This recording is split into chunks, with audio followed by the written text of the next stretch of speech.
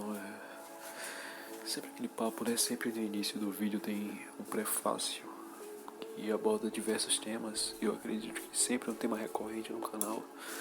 Para esse prefácio seja algo que diz respeito ao título, que é a desgraça. Porque, eu acredito que quase todas as vezes que eu vou fazer alguma espécie de introdução falando sobre outro assunto ou algum tipo de coisa, eu sempre falo sobre alguma porcaria, alguma besteira que aconteceu, que está acontecendo comigo ou com o mundo.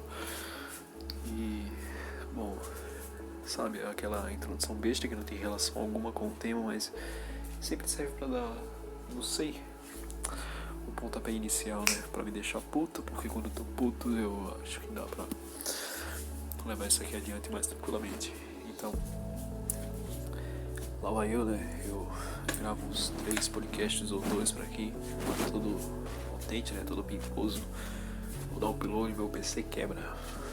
No fim, pra resumo de conversa, eu tive que desembolsar 170 ou 160 reais. Até aí tudo bem, mentira. Mas enfim, aí eu comprei um violão novo, o violão novo caiu e quebrou um pouco do braço do violão. E eu falei, não, mas tudo bem, bora jogar Play 2. Aí eu joguei Play 2 por uns 2 dias. O Play 2 quebrou. Aí eu tive que desembolsar mais 100 pra quebrar o Play 2, ou pra consertar o Play 2. Então, é uma desgraça mesmo, né, velho? Sabe, só pra mostrar minha indignação. Só que nada disso tem a ver com o que eu vou falar hoje. Isso aqui é só ódio injustificado mesmo.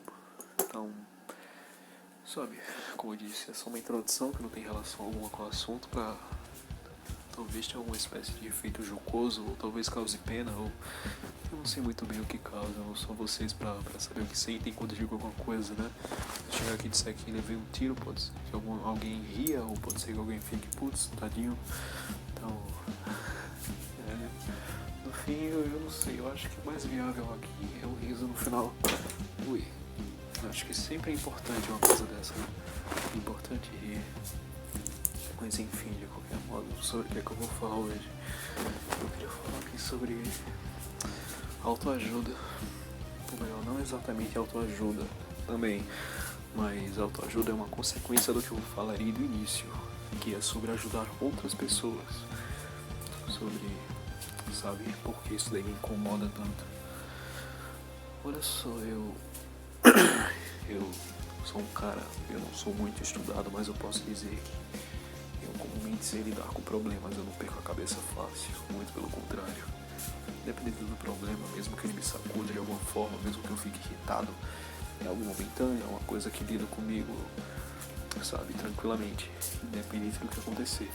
Eu busco uma resposta, eu busco uma forma de me tranquilizar e resolver, então, tudo natural, sabe. Mas tem pessoas que não, sabe. Há poucos dias aí, por exemplo, aconteceu um lance, né, com meu irmão. Ele cortou o nariz. Ele estava coçando o nariz e acabou cortando. E começou a sangrar. E ele não havia percebido o porquê do sangramento. Então ele foi chamar minha mãe e disse pra ela que estava sangrando. E minha mãe, antes de tudo, já assumiu logo que era leucemia, porque o moleque é muito branco. Mas ele sempre foi, né? Então minha mãe ficou em choque por causa disso. Ela, sabe, a pressão dela caiu até ela pensou, não é possível, não sei o que, peraí.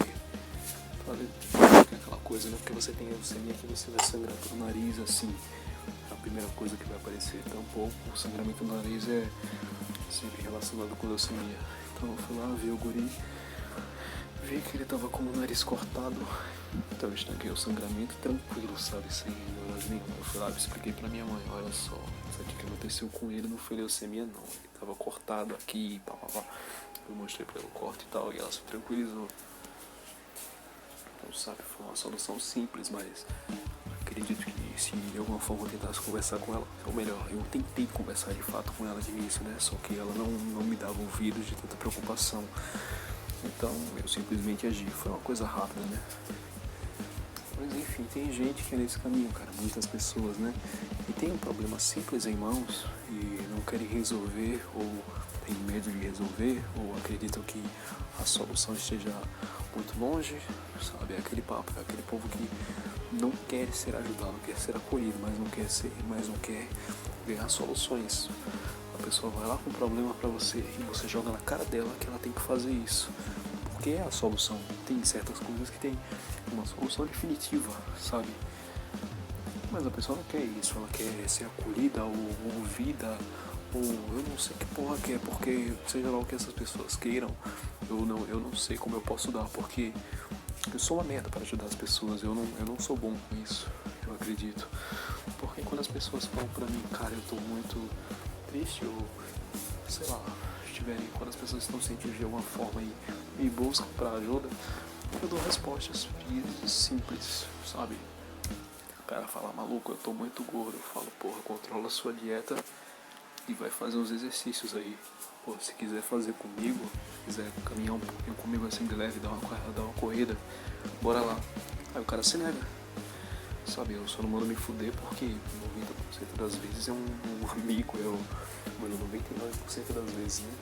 Já teve ocasião sim que eu mandei a pessoa se fuder pra lá porque eu perdi a paciência, mas normalmente eu não faço isso porque é um amigo, é uma pessoa que eu tenho consideração, ou mesmo não, né?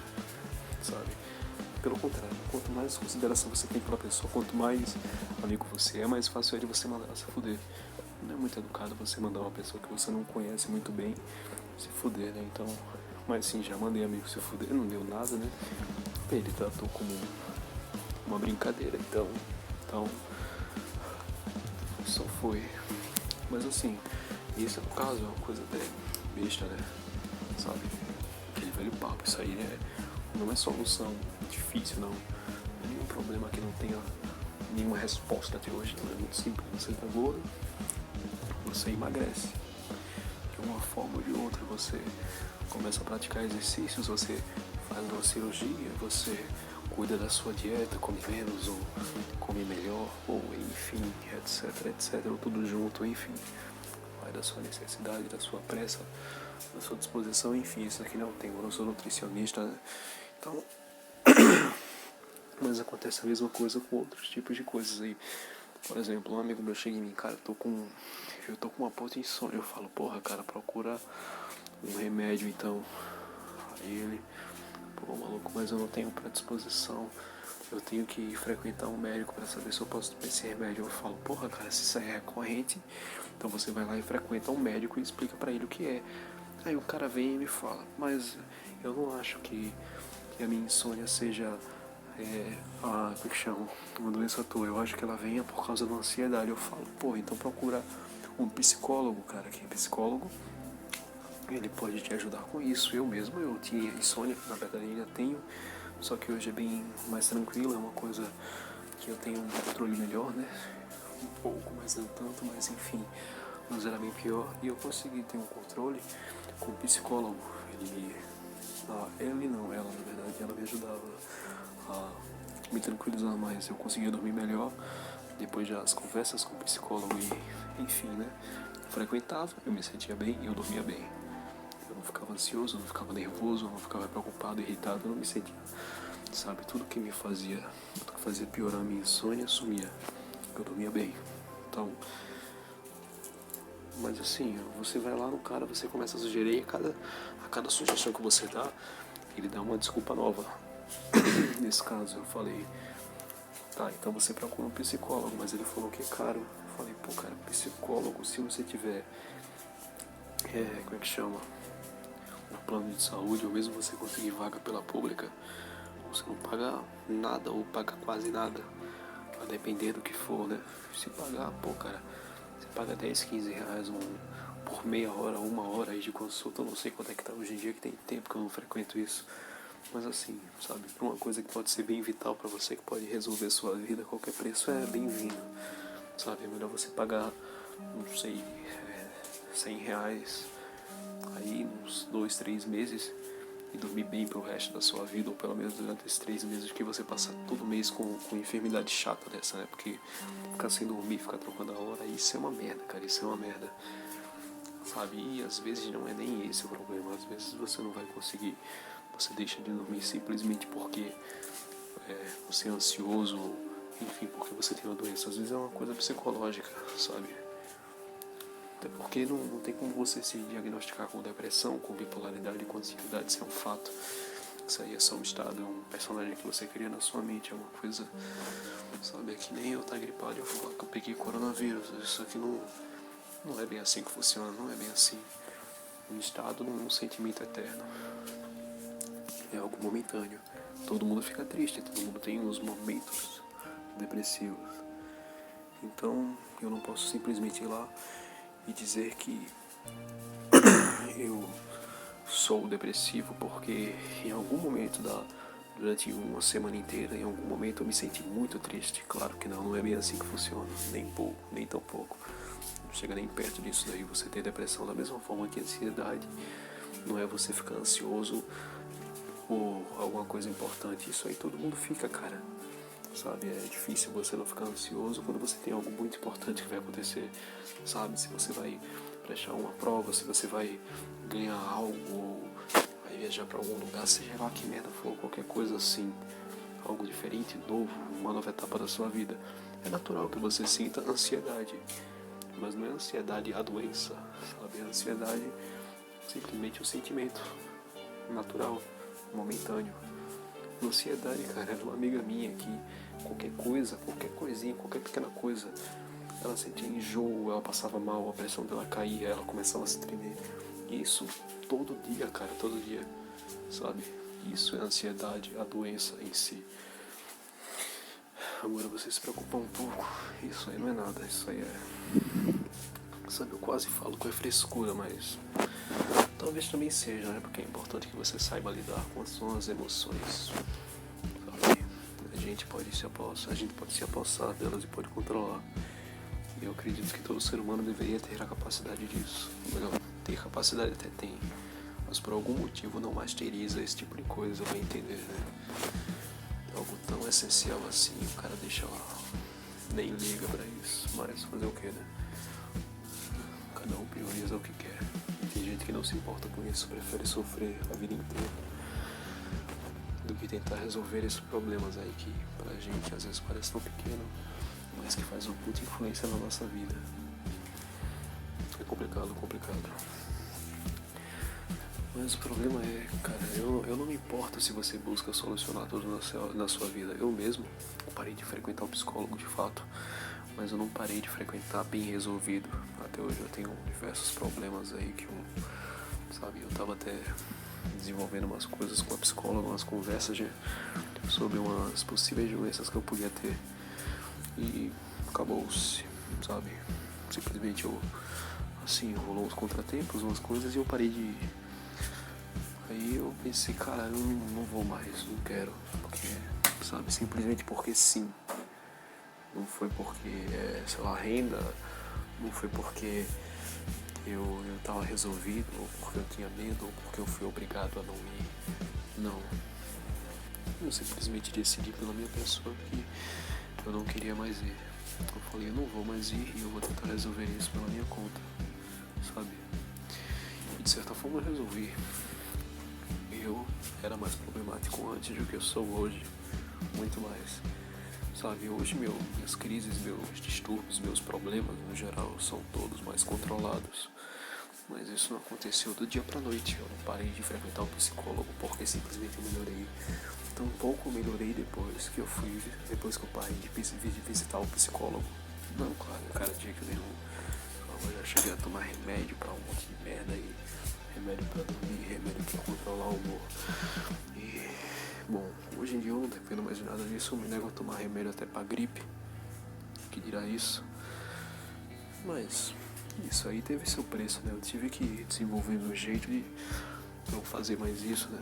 Eu tive que controlar minha mente, condicionar meu corpo a reagir de alguma forma mais amigável, entre aspas, a isso. E eu acho que todo mundo deveria aprender uma coisa do tipo: a dominar, ou pelo menos tornar seus instintos, né, suas reações, algo mais fraco, de certa forma. Eu não sei, cara, se você tem alguns picos de estresse, por exemplo, tem diversas formas de você lidar com isso, sozinho, ou com um pouco de ajuda, sabe? Pequenas coisas que podem auxiliar. Tem tantas coisas, né, cara, que a gente pode usar pra resolver a vida. Se fosse assim tão fácil, eu simplesmente dizer, cara, você tá triste, você tá depressivo, você tá com depressão, vamos olhar pro céu, passou. Não, cara, não é bem assim, até porque nem todo mundo aprende a lidar com os seus problemas da mesma forma que outros, especialmente no que trata a respeito do psicológico, né? Eu tenho minha forma de lidar com isso. Por exemplo, eu gosto muito de música e de poesia. São coisas que eu faço independente do meu estado. Mas quando eu tô triste, eu gosto de fazer música, eu gosto de escrever poesia. Mas não é todo mundo que gosta de música e de poesia. Então o cara chega lá pra mim todo depressivo, eu vou falar, vai tocar um piano. Cara, não é bem assim que funciona. Tampouco vou falar, vai escrever uma poesia, um verso. Não. Todo mundo tem sua forma própria de lidar com essas coisas. Todo mundo tem uma resposta específica. Não tanto, né? Específica no quesito que existem grupos diversos que compartilham entre si formas de, como é que eu posso dizer, resolução de problemas, né? Formas de efetuar o sucesso, alguma espécie de... Eu não sei, eu já me perdi aqui. Mas é isso, cara, eu me incomodo com isso. Com quem procura acolhimento, mas não procura resposta. Sério, eu fico muito puto com isso. Quando eu falo que eu fico puto de verdade. Primeiro porque, como eu já disse, eu não sou muito bom em ajudar os outros. Eu também não peço ajuda. Cara, eu acho que a última vez que eu pedi pra alguém me acolher ou me ajudar, de fato, assim, sem ser pra desabafar, pra falar um pouco, né? Porque às vezes eu acho que todo mundo precisa de segurar tudo pra você, não conversar um pouquinho com o cara pra entender o lado dele, ou coisa do tipo. Isso aí, não gosto disso aí, não é legal. Até porque é pra isso que eu tenho amigos, né? Eu tenho gente que me entende, que entende minha consciência. Mas aí, cara, eu nunca fui não, já me escurei muito nos outros, né? Eu já me apoiei demais no ombro alheio e até por isso eu já levei muita queda na vida. Mas a última vez que eu fiz isso foi o que? Uns 3 anos pra cima, cara. Tem muito tempo que eu não me apoio em ninguém. Eu nem me lembro qual foi a última vez, só sei que tem muito tempo. Muito tempo mesmo. Como eu disse, a última coisa que eu fiz foi ir lá no amigo, pô, cara, eu tô me sentindo assim, assim e tal. Mas não foi cobrando solução, foi pra puxar conversa, sabe? É legal às vezes, porque aí é aquele papo, você conta dos seus problemas, ele dos dele, e acaba numa conversação mais amigável sobre outros temas, né? E é sobre um desses temas que eu queria falar, que já puxando essa ideia que eu tinha soltado ali mais anteriormente sobre autocontrole, sobre você dominar impulsos, né? Sobre você dominar reações involuntárias. Sabe, não há muito tempo eu percebi que eu sou muito apático, sabe, eu não me preocupo muito com os outros, eu acho que eu não sou muito do amigável, eu sou frio, em geral. Mas não frio, sabe, assim, parece até engraçadinho, né? Porque hoje em dia tem aquela piada do frio e calculista, aí o pessoal usa muito, mas isso daí não é de hoje não. E isso me incomoda um pouco, até porque não é simplesmente isso, não é como se eu fosse responder alguém e eu desse uma de Sasuke, não é como se eu virasse alguma espécie de Vegeta ou Peaky Blinder, não, eu sou realmente frio. E eu sou frio não só em conversas, eu sou frio em reações, em me preocupar com os outros, sabe, é como se eu fosse quase amoral de certa forma em certas ocasiões, porque tem gente que eu simplesmente não me importo, amigos, sabe, você falar pra mim que eu tô usando alguém, que eu tô abusando do psicológico de alguém ou coisa do tipo, isso raramente me incomoda de fato, pra não dizer nunca, porque se eu disser nunca vai pegar feio pra mim, a última coisa que eu quero. Mas eu acredito que todo mundo tem um pouco disso, pelo menos, mas eu não sei se isso daí é coisa da minha cabeça, porque eu tô extrapolando demais, porque claro que eu sempre percebi, mas eu acho que quanto mais eu compreendo, quanto mais eu vejo quanto isso me ataca e como ataca, mais me incomoda, porque eu não sei, cara, é tão problemático, sabe? É você reconhecer a maldade, mas você não querer de fato ela, algo do tipo. Até porque eu busco, né, muitas vezes o altruísmo, a bondade, sabe? Eu não gosto dessas ideias de egoísmo, eu não gosto de machucar as pessoas, quer dizer, pelo menos é isso que eu defendo, né? Mas aí quando eu ajo, mesmo que, sabe, é uma coisa tão inconsciente às vezes, ou mesmo consciente, que chega a me assustar. Porque é você saber plenamente o que você deve fazer ou o que não deve, e mesmo assim você faz exatamente aquilo que você vai contra, sabe? E na sua mente tá tudo bem, mas não tem uma justificativa perfeita, não é como se tivesse tudo bem naquela ocasião, não é como se tivesse tudo bem porque é o que há de ser feito. Por vezes nos pegamos em impasses, né? Você tem que agir de uma forma para evitar alguma coisa, sabe? Às vezes você tem que fazer um mal para poder depois fazer um bem. Controverso, mas acontece, né? Mas no meu caso não, é como se não houvesse necessidade alguma daquilo, eu fizesse apenas por birra, sabe? Por puro sadismo. É como se eu me divertisse com aquilo. É como se, sabe, o sofrimento todo fosse de alguma forma justificado, mas a única justificativa fosse alguma espécie de prazer. E novamente eu volto a dizer, né? Eu não sei se isso é coisa da minha cabeça que eu tô extrapolando demais, que eu tô levando a um ponto que chega a ser doentio, né? Algo, sabe, eu tô me preocupando demais. Ou se é isso mesmo. Como eu disse, eu acredito que todo mundo tem um pouco disso, um pouco pelo menos em algum momento. Mas é aquele pouco que pelo menos eu acho seja mais inconsciente.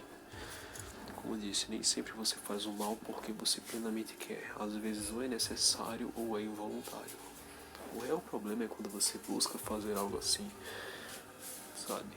Quando você faz algo com justificativa de outra coisa ou necessidade, sabe? É como uma pessoa mirou uma arma pra você e disse que ia atirar. Você atirou de volta. Você não é categoricamente um assassino, tampouco uma pessoa má. Você reagiu humanamente. Instintivamente você fez o necessário para preservar o seu bem maior, a sua vida. Isso é natural, sabe? É uma resposta inteligente até. É algo que qualquer um faria, praticamente. E talvez até você nem tivesse a intenção de matar de fato, você estivesse tentando outra coisa, como ter neutralizado a pessoa, desarmado ela, mas por algum motivo ou outro você falhou, você não conseguiu de fato o que conseguia, sei lá, vamos dizer que você quis atirar no ombro e você atingiu o ombro de fato da pessoa, só que ela não suportou a dor, não suportou o sangramento e morreu, sabe? Agora se você atira em alguém que está desarmado, que se rendeu, que não tem nada a oferecer para você, que não fez nada, que você não pode classificar aquela pessoa como, que você não pode chamar aquela pessoa como alguém propenso a morrer, se bem que eu ouso dizer que ninguém é propenso a morrer, ninguém merece de fato a morte, ninguém, sabe, até é complicado falar isso, mas eu acho que ninguém, absolutamente ninguém mesmo merece de fato a morte, sabe, merece de fato por quê? Porque para isso existem julgamentos. É complicado, cara, você julgar a vida de alguém. Por mais que possamos ser muitos, eu acredito que muita gente use da falácia de que não somos ninguém no universo, e para mim isso daí é uma falsa justificativa para todo o relativismo que existe. Isso daí, cara, é balela, porque não importa, cara, o tamanho do universo, não importa quantas pessoas, quantos milhões e trilhões de pessoas existem no Brasil e no mundo, a sua vida não gira em torno disso, sabe? A sua vida não é baseada na população que existe na União Europeia ou no Japão ou nos Estados Unidos. A sua vida talvez não esteja nem baseada no que diz respeito ao Brasil, no que diz respeito ao estado vizinho. A sua vida é baseada no que você vê e conhece, é no seu núcleo familiar e social. Ponto. É o que há dentro disso e nada mais. A sua vida é o que você conhece, não o que ainda não conhece. O que você não sabe, o que você não viu, o que você ainda planeja ver, isso é completamente irrelevante para usar como peso de julgamento para qualquer coisa. Absolutamente qualquer coisa, em especial uma vida. Eu vejo gente dizer quando alguém morre, mais um ou menos um, sabe, a depender do discurso anterior, mais um vagabundo morto, menos um vagabundo vivo, enfim. Vocês entenderam a ideia, isso em vários exemplos aí. Mas não é bem assim que a gente deve julgar. Até porque esse raciocínio de simplesmente erradicar uma vida porque você acha aquilo ali uma resposta equivalente acaba gerando outras complicações que são completamente não equivalentes. Vamos dizer que você começa a exterminar todos aqueles que roubam. Todos. Você começa pelo roubos gigantes, roubos de automóveis, não sei, coisas do tipo. Mas é natural, cara, você pode perceber isso daí em sociedades orientais, que roubos menores também vão ficando sujeitos a tipos diferentes de torturas ou mesmo morte, a depender do que acontece. Porque eu sabe, tá meio mal desenvolvido isso aqui ainda, mas acho que entenderam a ideia. A falha do julgamento, ou melhor, a precipitação do julgamento, leva você a cometer um julgamento igual em situações diferentes. Você pegar casos completamente distintos, mas porque eles se agrupam de alguma forma no mesmo lugar, você os julga como iguais, idênticos, sabe? É você pegar o pardo e você falar que ele também é negro, quando lhe convém, por exemplo. Eu acho que isso aí não fez sentido nenhum agora. Não fez sentido não tem aplicação nenhuma. E isso aí foi uma merda, foi besteira. Mas então, essa é a ideia, né? Você pegar uma coisa e agrupar com outra com a mesma equivalência. Ou então simplesmente relativizar tudo e falar, foda-se. Você fala, porra, morreu o cara ali, fez nada, foda-se, não importa, tem mais outros bilhões aí. Cara, isso não é uma relativização, relativismo desnecessário, completamente equivocado. É uma coisa, como eu expliquei aqui antes, não importa, cara, quantos outros bilhões existem no mundo. A sua vida não diz respeito a esses outros bilhões. Sabe, se você não conhece ninguém que reside não sei, você não conhece nenhum europeu, ninguém que mora na Europa, você já tira vários milhões aí, porque você não conhece europeu nenhum. Então pra você a Europa, de certa forma, não existe. Você conhece ela pela televisão. Você não conhece ela pela sua vivência, você não conhece as pessoas de lá, você não sabe o gosto do que é estar lá, você não sabe o que é falar algum idioma europeu, você não tem na sua alma, na sua mente, de fato, a Europa. Você tem uma impressão boba, algo vão. Você nunca vai saber o que é aquilo de fato se sua vida for baseada nisso, se for baseada no que você vê apenas. Você tem que viver aquilo, viver de fato, você tem que experimentar daquilo. Se você não experimentou aquela coisa pra você não existe. E se existe, é provável que seja algo distorcido.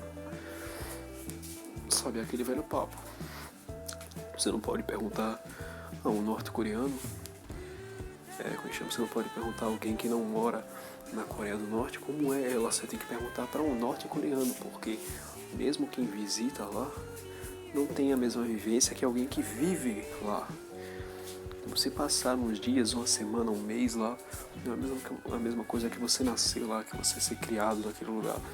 Você passar a sua vida lá por 15 anos, sabe? Algo baixo assim, mas que já serve como baixo, porque, 15 anos, cara, vamos dizer, sabe?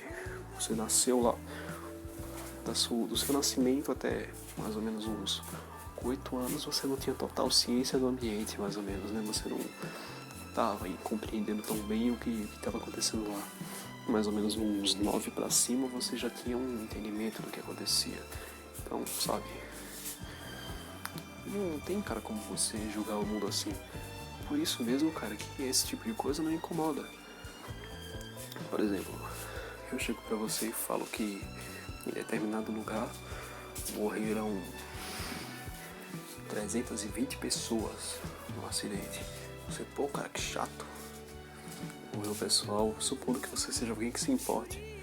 Claro que você vai dizer que você sente, claro que você vai dizer que isso é chato, claro que você vai dizer que é triste. Mas isso não vai te atingir de fato. Mas a partir do momento que alguém que estava nesse acidente e era da sua família morreu, tem um total significado diferente tudo aquilo. Aquilo ali marcou pra completo a história da sua vida, cara. Sabe, se eu falar pra você que minha mãe morreu, pode ser que você fique triste. Pode ser que você fique chateado, que você me abrace, que você tenha pena de mim, que me acolha, que queira conversar comigo. Mas você nunca vai saber de fato o que eu senti quando isso aconteceu. Porque não foi a sua mãe que morreu. Porque aquela vivência não foi a sua. Então você não pode julgar aquilo.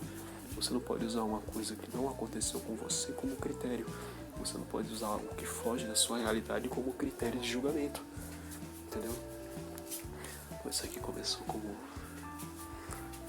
uma baboseira aqui pra falar sobre merda e acabou com uma espécie de explanação filosófica. Mas eu gostei do resultado. É bom quando esse tipo de coisa acontece, né? Que aí dá pra usar isso aqui como critério pra outros futuros podcasts.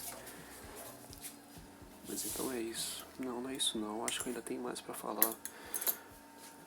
Mas quem sabe eu falo em outra hora.